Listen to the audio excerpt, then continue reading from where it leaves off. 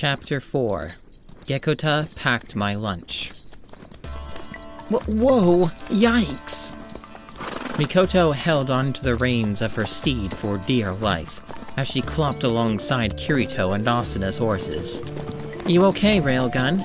said Asuna. "She's never ridden a horse before," said Kirito. "She's maxed out her speed skill, so she's never really needed one." "Yeah, usually I just run wherever I need to go," Mikoto muttered. "Whoa! Not that way, horse! Not that way!" "It isn't as complicated as riding a real horse," said Asuna. "Just stay calm and direct it with the reins. I know it feels weird, but you'll get used to it." Asuna had brought 4 members of the Knights of the Blood Oath along with her. One of them rode up close and whispered to her. "Listen, milady, are you sure we should be bringing Glitchblade along? She might cause all of us to freeze up or something and get killed." Asuna gave the man a cold glare. "Firstly, if I ever hear the word Glitchblade one more time, I will demote you. Secondly, she could beat you in about 3 seconds flat. So if you think you're any more useful than she is, you've got a problem." The man gritted his teeth. "But ma'am, she's..." "Careful what you say, Roshank," said Asuna, "because I'm not in the mood." Roshank was silent after that. The large forest didn't have the look of a place where murderers would hang out. The tall trees, the wildflowers blooming everywhere on the forest floor. It looked more like a place for a remote couple's picnic. "I don't think the Laughing Coffin will be going anywhere," said Kirito. "They're probably waiting to ambush anybody that'll be coming after them. That's why they let some of the others survive. We don't need to hurry. We can stop here for a bite at least." "Sure," said Asuna. "I've already packed some lunch." As everyone jumped down from their horses, Asuna began to hand out bags. When she got to Mikoto, however, she shook her head. "Not hungry," Mikoto muttered. "Don't believe her, Asuna," said Kirito. "She thinks that it's bad enough that I sometimes pay for her meals, and she doesn't want other people doing it because she'll feel like a moocher." Mikoto glared at Kirito. "Well, thank you for keeping that quiet, Mr. Blabbermouth." "Come on, Railgun," said Asuna with a wink. "I made it myself." Mikoto stared at the brown package for a minute, then she took it. "How much do I owe you?" "You don't owe me anything, honestly," said Asuna. "I make it from ingredients I get while dungeon clearing. Now just sit down and eat. I want to know what you think." "You already know what I think of it," Kirito said as he began stuffing his mouth. So good. I still don't get why you don't sell these. You'd make a fortune." Mikoto sat down against a tree away from the others. She always ate in isolation when breaking during a multiplayer dungeon raid. She could tell that the other 3 from the Kobo Guild didn't want anything to do with her. She opened the package Asuna gave her, and stared at the large triangular sandwich with its assortment of meats and veggies, and yummy-looking sauce. Mikoto wasn't too excited. A lot of the food in SAO looked good, but it really tasted bland and bitter compared to the real deal. Though Mikoto was confused to how she knew what the real deal was like when she had amnesia of the outside world. Mikoto bit into it, and wonder filled her mouth. It actually tasted like food! Oh my gosh, it tasted wonderful! Like a home-cooked meal! Incredible, amazing, delicious! And at that moment, a vision flashed across her mind. "Here you go, Misaka. I thought Ueharu, Shirai, and I could have lunch with you at the park today. So I packed some sandwiches." "It's delicious, Satan," Mikoto murmured as a tear trickled down her cheek. "Who's Satan?" Mikoto nearly fell over. Asuna was sitting next to her, and she hadn't even noticed. "Asuna," said Mikoto. To be honest, I don't know. Somebody special, I guess, who can cook." "Somebody you care about IRL, huh?" said Asuna with a smile. "Yeah, I get it. I bet you can't wait to get out of this game and get back to them, right?" Maybe, said Mikoto. I don't know. I'll be glad if I find out who the heck I am first. What? Said Asuna, feeling rather bewildered at what Mikoto just said. Nothing, said Mikoto hurriedly. This stuff is good, by the way. I haven't tasted anything that was remotely like real food since, a point before I played SAO. Asuna looked away. I get it now. When Kirito said it was complicated, you don't remember anything, do you, about life before this game? Wow, Mikoto muttered. I'm a terrible liar. Asuna smiled. Don't worry, I'm sure your family will be waiting for you when you wake up. And it'll all come back. In the meantime, I think I have a little something that might cheer you up. Asuna went to her item pouch and selected an item. In a glow of polygons, a large green frog plushie the size of a throw pillow appeared in her arms. This is Gekota. He's based off a mascot character from IRL. I got it during an event on Gekota! Mikoto squealed with delight and grabbed the froggy plushie before Asuna could finish her sentence. Gekota, Gekota, Gekota, Gekota, Gekota, Gekota, Gekota, Gekota! Wow, said Asuna. You really like it. Don't tell anybody else, Mikoto squeaked embarrassedly, while her face blushed ultra red. I don't even remember why I like it. My lips are sealed, said Asuna. You can count on it. Thank you, Mikoto whispered. Asuna smiled as she watched Mikoto eat while hugging the plushie. She couldn't really think of why, but Railgun felt almost like a little sister to her. It was a sharp contrast from the rough and tough girl who always skipped meetings to go fighting large bosses on her own. On the inside, this girl was really cute and sweet. Say, said Asuna. Why does Kirito call you by your real name? Are you two... No, said Mikoto. We're just friends. It's nothing romantic or anything. We might have dated if things turned out a little different, but that ship has pretty much been left at sea. This is so good. So, no, it's gone. Mikoto licked the crumbs from the packaging sadly. It was so good. Here, have another, said Asuna, bringing out another package. You are an angel, Mikoto said, taking the sandwich. Anyways, delicious. Well, I let him call me by my name because he's one of the only people who treats me like a real person. And I feel that if somebody keeps calling me Mikoto Misaka, then maybe it'll jog my memory. And I'll remember who Mikoto Misaka is, or was. Is that so? Said Asuna. Well, if it helps, can I call you Misaka too? Mikoto looked at Asuna with surprise. What? Well, you need all the help to remember you can get, said Asuna. So why don't I help you out too? Mikoto blinked for a moment in astonishment, but then she smiled and shrugged. Sure, why not? Ma'am, we should go. Roshank was standing above the two, holding the reins of Asuna's horse. Mikoto's grip on her lunch stiffened as she noticed the cold look that Roshank was giving her. Then something happened that Mikoto wasn't expecting. Asuna put a protective arm around her shoulder. She gave Roshank a quiet, warning look. Roshank seemed a little bewildered by this, but he gritted his teeth and walked off without saying anything. Asuna gave Mikoto another smile. Well, shall we go now, Misaka? The rest of the journey was spent with Mikoto thinking about how different Asuna was now than when she was in the meetings. During strategy meetings, Asuna was cold and calculating, to many points where she was constantly arguing with Kirito. In fact, it was an expected fact that Kirito and Asuna would argue in meetings, sometimes over seemingly pointless details. Agil, a strong, dark-skinned axe wielder, and a friend of Kirito's, would comment on it often. Agil was now friends with Mikoto too, by acquaintance with Kirito, and would sometimes comment to her on the subject too. I think those two secretly have some sort of attraction for each other, said Akio.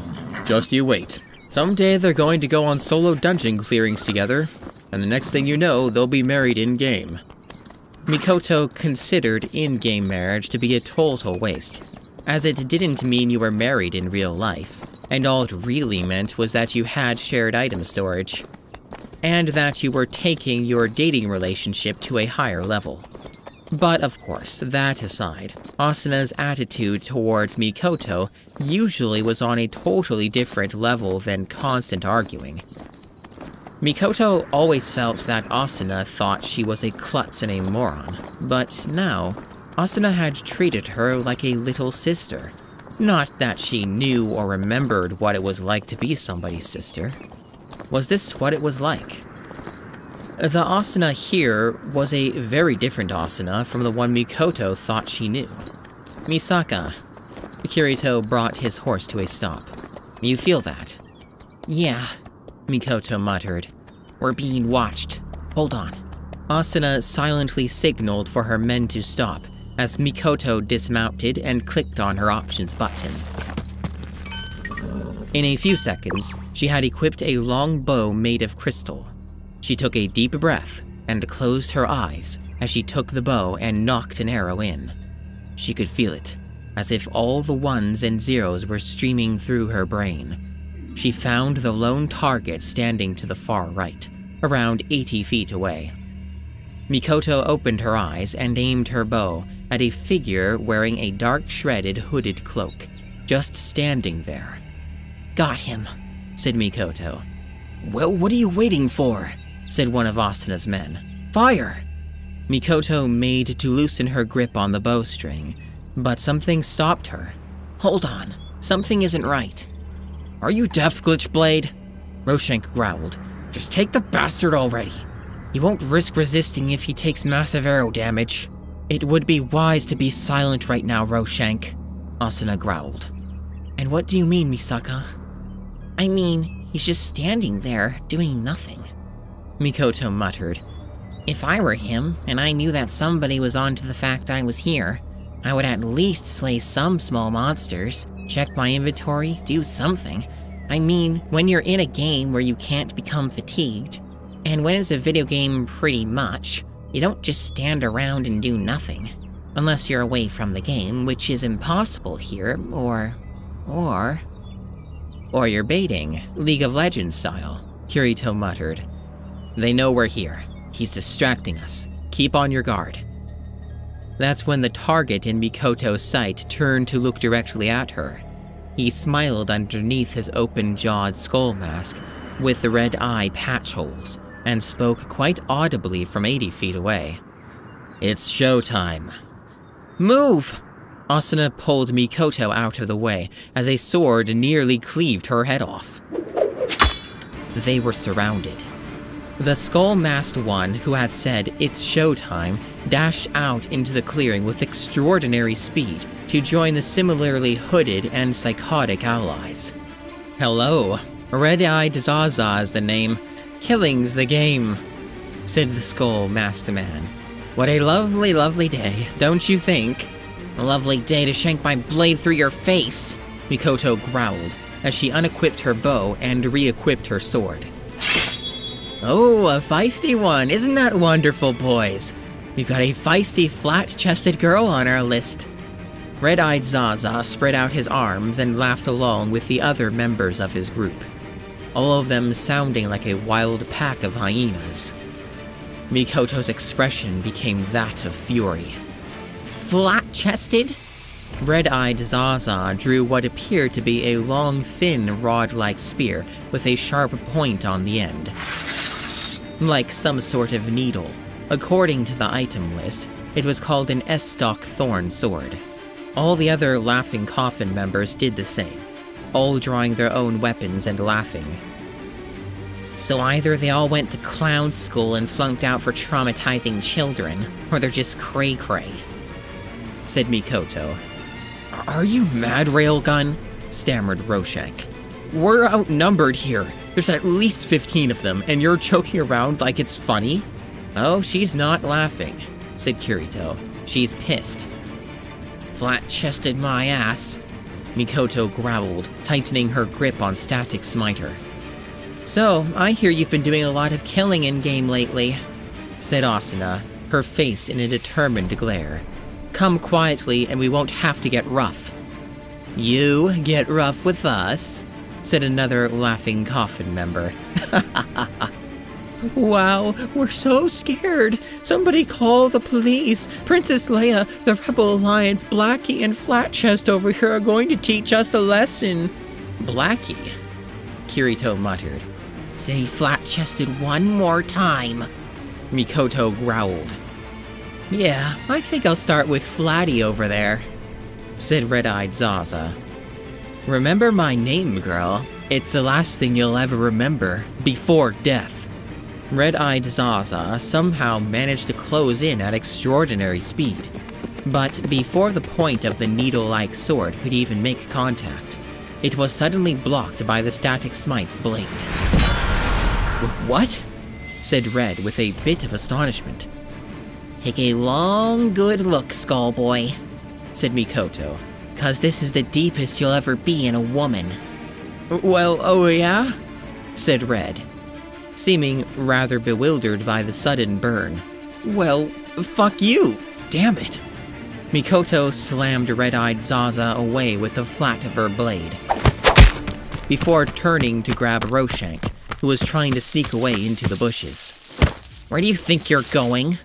Mikoto snarled. You're crazy. We're going to die if we stay here, Roshank stammered. We're going to die anyways if you stay in the freaking bushes sniveling like a coward, Mikoto roared. Look around you. Your second-in-command needs your help.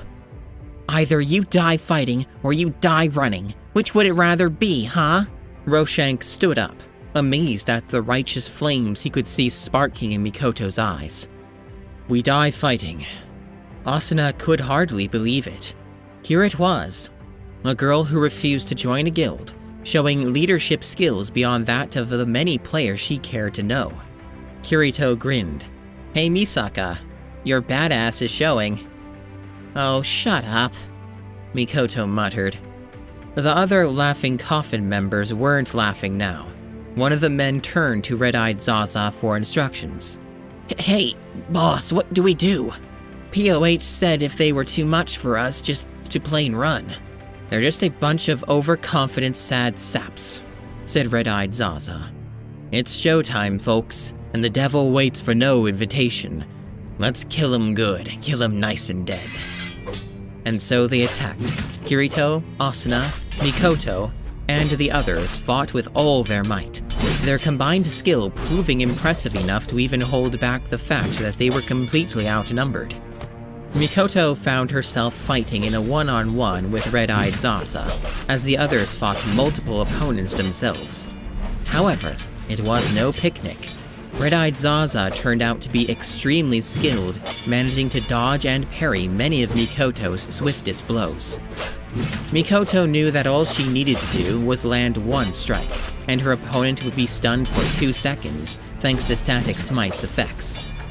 Then she would only need one more blow to force a surrender out of Zaza, as the sword had a 70% critical hit ratio. But this guy wasn't providing many openings, and his wild and ballistic fighting style was causing her to defend more than attack. So, Railgun! Zaza yelled with glee as he attacked. That's you, right? The Glitch Blade. Are you the real deal? Say what? Mikoto gasped as she blocked another blow. You heard me, said Zaza. Are you the real deal? Mikoto slammed aside another attack. What the hell are you talking about? Your username. The name's Misaka. Misaka Railgun. The way you're always glitching, as if where you are is having a power outage. Academy City, girly. Ever heard of it? Are you the real deal? Mikoto scowled. Shut up and go to hell. That's when she felt it. That moment that you feel as if you're knocking on death's door, where all the hair on the back of your neck stands up at once. One of the laughing coffin members had come in from behind. with a knife in his hand. This one is Johnny Black. But before the knife could reach her, Roshank dove in front of the knife. The knife stabbed into his chest and took out the remaining health in his health bar. Roshank fell into the frantic Mikoto's arms. "No!" Mikoto screamed. She took out a potion and prepared to give it to Roshank, but he stopped her with a hand. "It's no use," Roshank said. I was wrong about you, Railgun. I'm sorry. Please protect Lady Asuna." There was a burst of light, and Roshank shattered into 100 multicolored polygons. No! Mikoto grabbed at the polygons, as if she thought that she could put Roshank back together. But Roshank was gone. A man was dead because of her. "Wow, look at you," said Red-Eyed Zaza as his partner came to stand next to him. "All the king's horses and all the king's men couldn't put that smuck back together again. What makes you think you can? He's dead because of you." Red-Eyed Zaza stepped back in shock as a blade stabbed into his shoulder and sent his health into the yellow zone. Mikoto's voice was full of venom as she spoke. "I'm going to kill you."